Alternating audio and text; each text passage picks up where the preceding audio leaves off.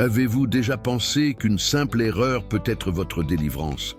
Que parfois, ce qui semble être une injustice brutale peut être le début d'un tournant que vous n'auriez jamais imaginé? Cette histoire vous montrera comment Dieu peut utiliser même une pièce vide et un téléphone portable oublié pour révéler des vérités cachées et changer des destins. Aujourd'hui, vous découvrirez l'histoire d'une femme qui a été exclue du système, pour finalement découvrir qu'elle n'aurait jamais dû en faire partie. Mais avant tout, saviez-vous que la plupart des personnes qui regardent les vidéos de cette chaîne ne sont pas encore abonnées? Si vous pensez que ce message a quelque chose à vous apprendre, abonnez-vous dès maintenant et activez la cloche.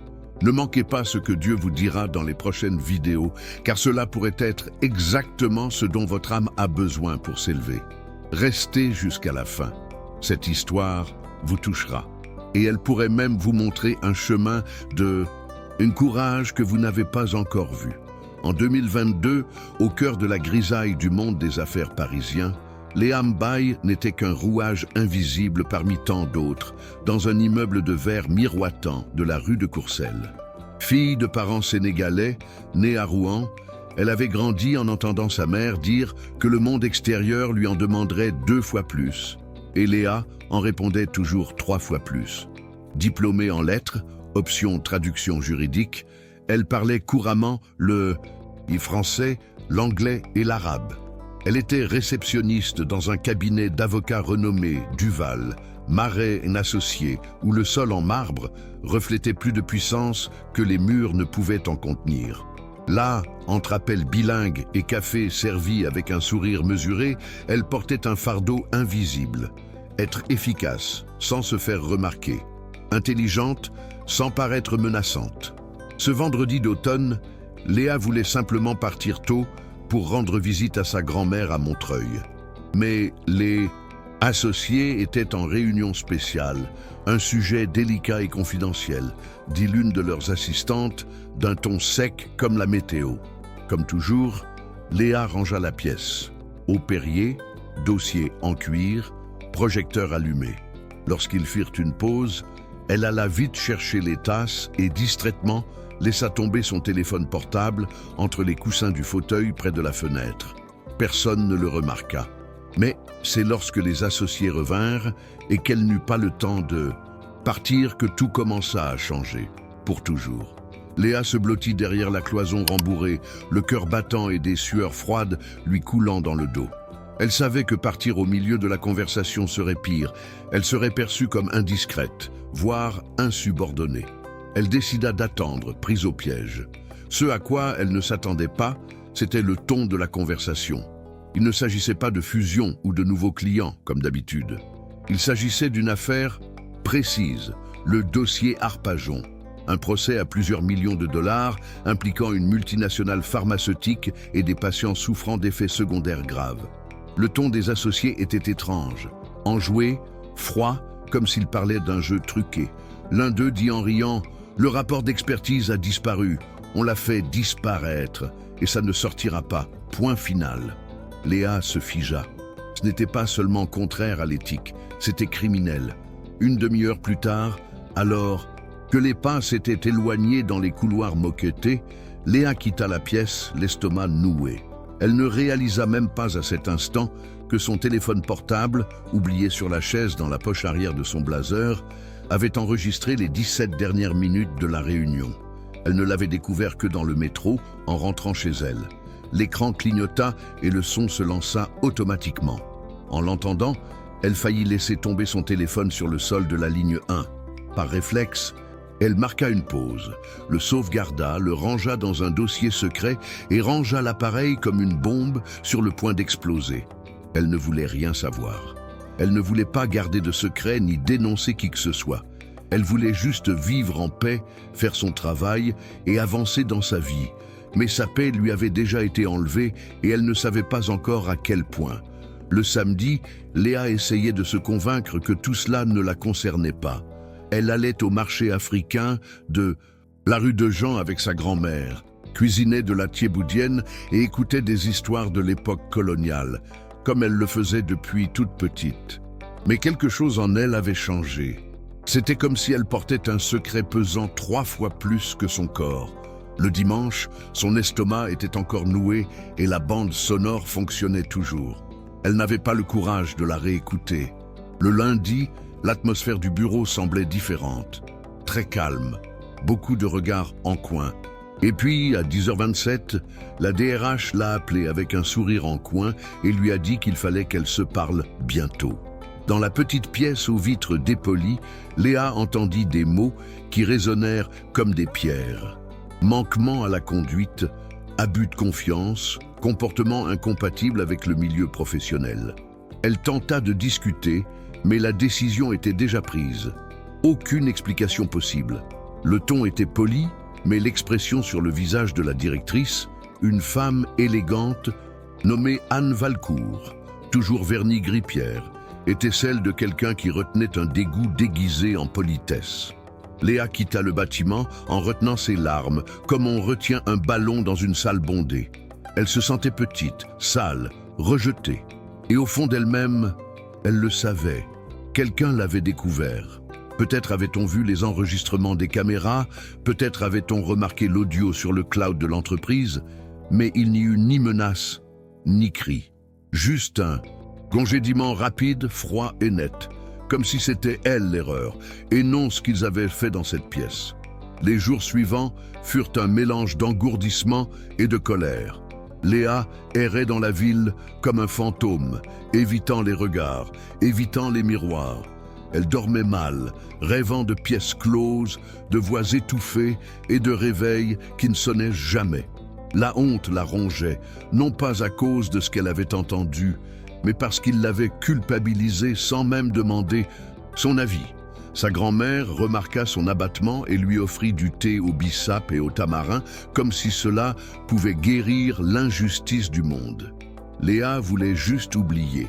Elle effaça l'enregistrement, puis le restaura. Elle songea à trouver un avocat, puis abandonna. Ainsi, entre clics et soupirs, elle vécut une semaine dans les limbes, sans travail, sans but, et avec un secret pesant sur sa poche comme un plomb invisible. C'était un mercredi gris, sous une bruine, sur Montparnasse, lorsqu'elle reçut le courriel.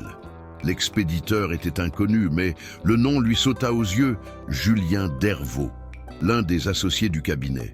Mais pas n'importe qui. Julien était le seul dont Léa se souvenait pour toujours la saluer d'un « Bonjour Léa », en la regardant droit dans les yeux, contrairement aux autres qui connaissaient à peine son nom. Le message était court, direct, rédigé avec un soin presque artisanal. « J'aimerais vous parler de vive voix. C'est confidentiel. Ce n'est pas ce que vous... Et pensez qui compte. Pouvez-vous me retrouver demain à 11h au Café de l'Europe à Neuilly-sur-Seine ?» Son cœur battait si fort qu'elle faillit répondre avant que son cerveau ne l'enregistre. Après tout, pourquoi la chercherait-il? Le lendemain matin, Léa arriva 15 minutes en avance au Café de l'Europe, les mains froides et l'esprit en ébullition. L'endroit était élégant mais discret, le genre d'endroit où les cadres prennent des décisions importantes, sans éveiller les soupçons.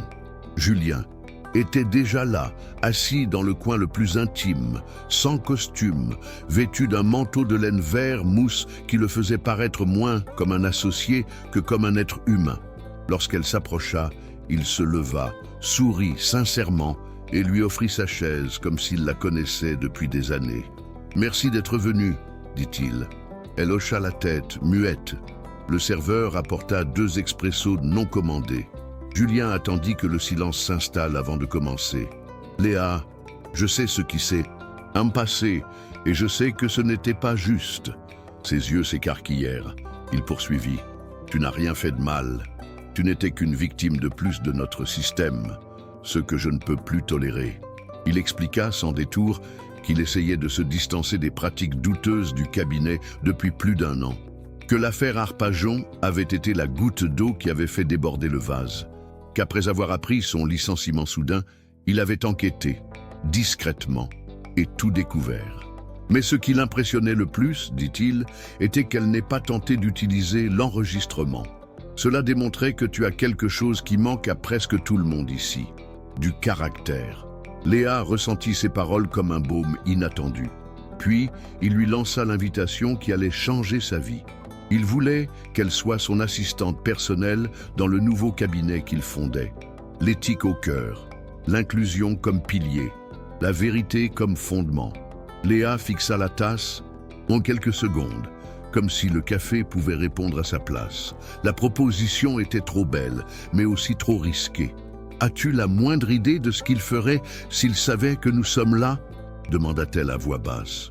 Julien hocha la tête avec un demi-sourire amer. « Si, c'est exactement pour ça que je veux sortir de ce cercle. La vérité, c'est que j'ai besoin de quelqu'un comme toi, et pas seulement à cause de ton incroyable compétence, mais parce que tu as vu ce que personne, en dehors de cette bulle, ne voit. Et pourtant, tu as choisi le silence. Ça veut tout dire. » Un silence s'installa entre eux un instant, mais c'était un silence chargé de sens. Pour la première fois depuis des jours, Léa sentit que quelqu'un la voyait dans son intégralité, pas seulement comme la réceptionniste éloquente ou la femme noire trop polie pour s'en soucier. Cette nuit-là, elle marcha des heures le long de la Seine, songeuse. La ville avait changé. Chaque reflet de lumière sur l'eau lui rappelait un souvenir. Le sentiment d'impuissance, au bureau des ressources humaines, la voix de Julien qui disait « caractère ». Sa grand-mère lui tenant la main tandis qu'elle évoquait ses ancêtres qui avaient résisté sans jamais crier. Léa savait que cette décision n'était pas seulement une question de travail, c'était une question d'identité, de courage et d'une rare opportunité de reconstruire son propre récit. Mais elle savait aussi que si elle acceptait, elle entrerait en territoire instable, entre le pouvoir qui tentait de la réduire au silence et la responsabilité d'être la graine de quelque chose de nouveau. Sur le pont Alexandre III, elle s'arrêta, prit une grande inspiration et leva les yeux vers le ciel couvert. Et là, elle murmura « Oui, j'accepte ». Dans les jours qui suivirent, Léa s'immergea dans un tout autre univers. Le petit bureau que Julien avait loué à Levallois-Perret était simple, sans fioritures. Murs blancs, meubles d'occasion et une cafetière bruyante qui semblait grincer à chaque utilisation. Mais il y avait là quelque chose qu'elle n'avait jamais ressenti dans son ancien bureau, une raison d'être. L'environnement était fait d'idées et non de hiérarchie. Et le plus curieux était la façon dont Julien la traitait. Non pas comme une subordonnée, mais comme une associée. Il lui demandait son avis, faisait confiance à ses décisions, et lorsqu'elle commettait une erreur, il l'assumait. Tous deux travaillèrent à un rythme soutenu, mettant en place la structure juridique, repensant la marque et la structure de ce qui serait une entreprise fondée sur une véritable éthique et non pas seulement sur un slogan. Mais l'ombre de Duval, Marette, un associé, planait, silencieuse. Certains contacts disparurent en découvrant l'identité du nouveau cabinet. Des rumeurs commencèrent à circuler dans les milieux juridiques de la ville. Une source anonyme prévint même Julien qu'il surveillait Léa. Cela la bouleversa, mais il resta ferme. Ils ont juste peur. Leur pouvoir repose sur le silence, et vous ne vous taisez plus. Malgré cela, Léa se sentit à nouveau vulnérable. C'était comme si, à tout moment, quelqu'un pouvait lui couper l'herbe sous le pied, à nouveau. Elle commença à faire des cauchemars récurrents, des portes qui claquaient, des voix en anglais juridique qui l'accusaient dans des pièces obscures, et personne n'écoutait ses cris. C'est par un après-midi pluvieux, alors qu'elle classait les fichiers numériques du nouveau bureau que Léa eut une idée. Elle créa un dossier discrètement intitulé « Documentation contingente » et y inséra une copie de l'audio original, celui qu'elle avait failli supprimer, mais qu'au fond, elle n'avait jamais eu le courage de supprimer. Protégé par mot de passe, crypté et envoyé à une adresse e-mail sécurisée à l'étranger.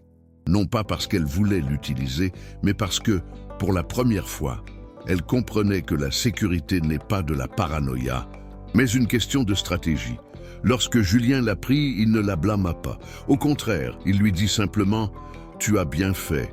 Et c'est à ce moment-là que Léa réalisa qu'elle devenait une autre personne.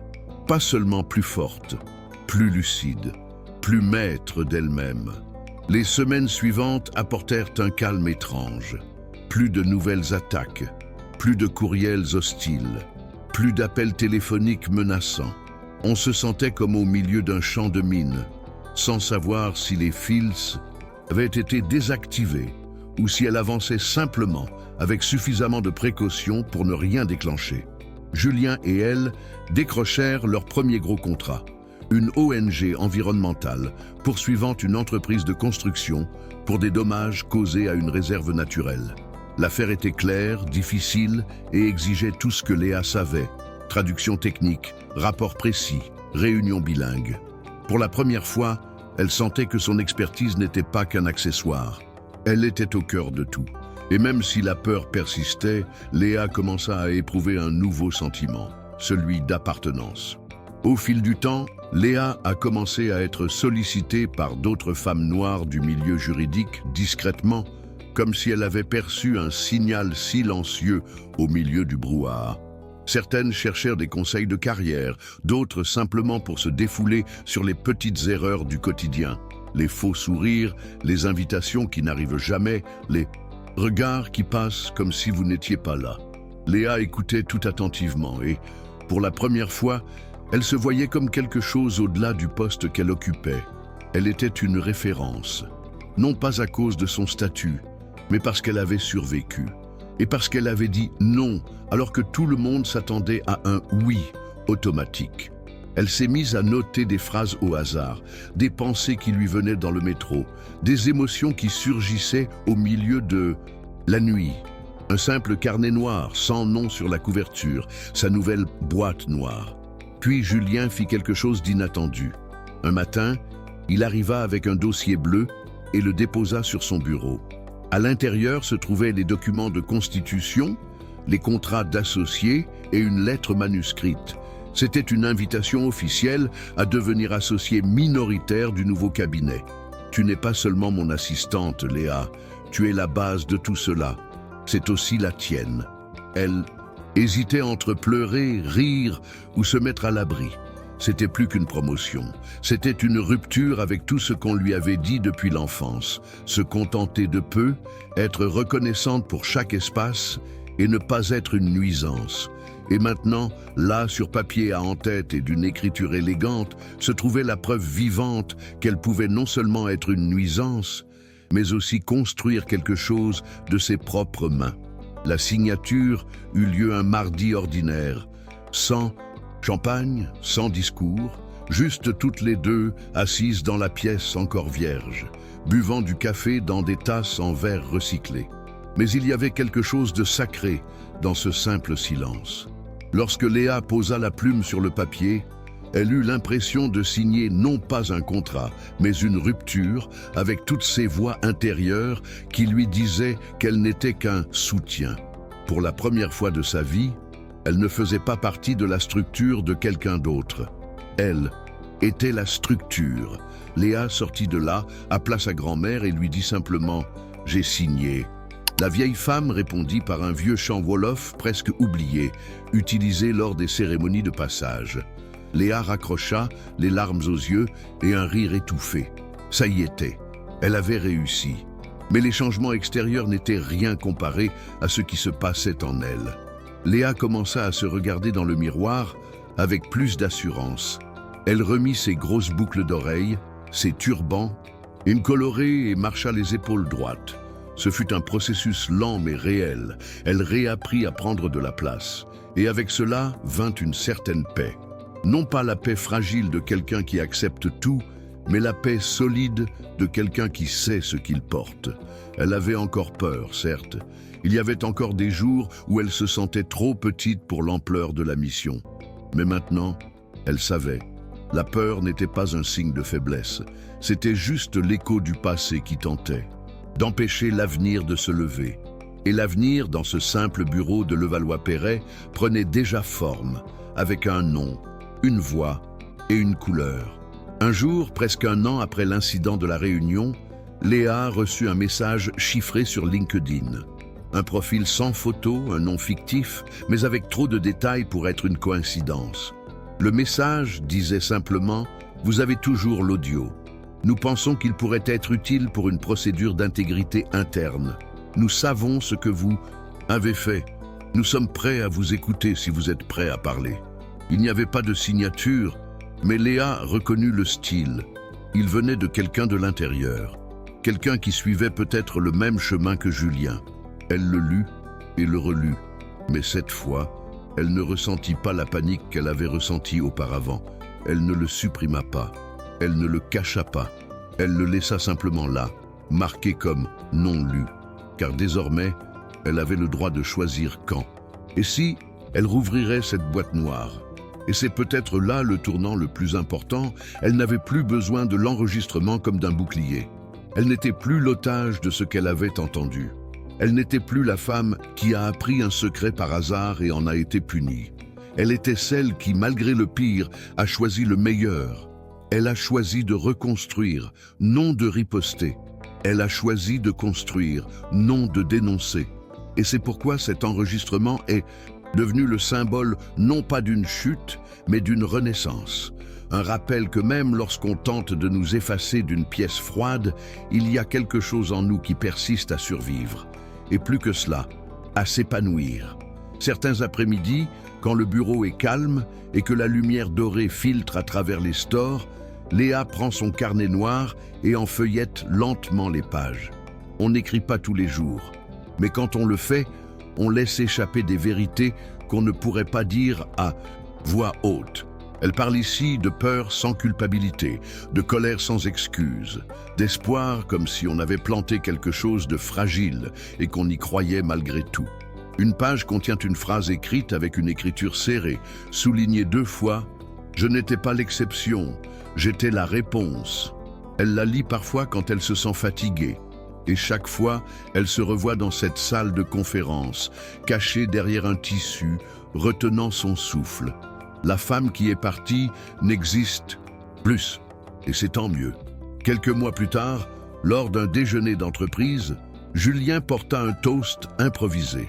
On n'a pas commencé avec l'argent ou la célébrité, mais avec la vérité. Et avec Léa. Elle rit maladroitement, mais intérieurement, elle ressentit un sentiment de fierté qui la fit se redresser. Elle regarda autour d'elle. 2 nouveaux stagiaires noirs, un avocat en fauteuil roulant fraîchement promu, une traductrice arabe fraîchement embauchée, tous souriants, trinquants, pleins de vie. Ce n'était pas un simple bureau, c'était l'inverse de ce qu'on avait essayé de lui faire. C'était un endroit où personne n'avait à se rétrécir pour s'intégrer, où personne n'avait à oublier qui il était pour être accepté. Et au fond, c'était ce qu'elle avait toujours voulu construire, avant même de s'en rendre compte. Au fil du temps, le nom de Léa Mbaye a commencé à circuler lors d'événements juridiques sur l'innovation et l'éthique des affaires. Mais contrairement au passé, elle n'était plus invitée à représenter la diversité. Elle était désormais sollicitée pour ses connaissances, ses actions, la fermeté avec laquelle elle défendait ses convictions. Lors d'une conférence à Lyon, une jeune étudiante en droit, visiblement nerveuse, l'aborda et lui dit « J'ai vu votre nom sur le panel et je n'y croyais pas. Vous m'avez convaincu de ne pas abandonner. » Léa sourit, lui serra la main et répondit « Moi non plus, je n'y croyais pas au début. Mais on y croit petit à petit. » Et à cet instant, elle comprit que sa présence, son histoire, sa simple existence dans cet espace était déjà une révolution en marche. Bien sûr, il y avait eu des jours difficiles, des échanges de courriels. Les procédures s'éternisaient. On essayait de prouver qu'elle n'était pas tout ça. Mais maintenant, Léa savait qu'elle n'avait rien à prouver à personne. La boîte noire de cette rencontre, celle qui était devenue sa croix, son fantôme, était conservée, certes, mais plus comme un bouclier.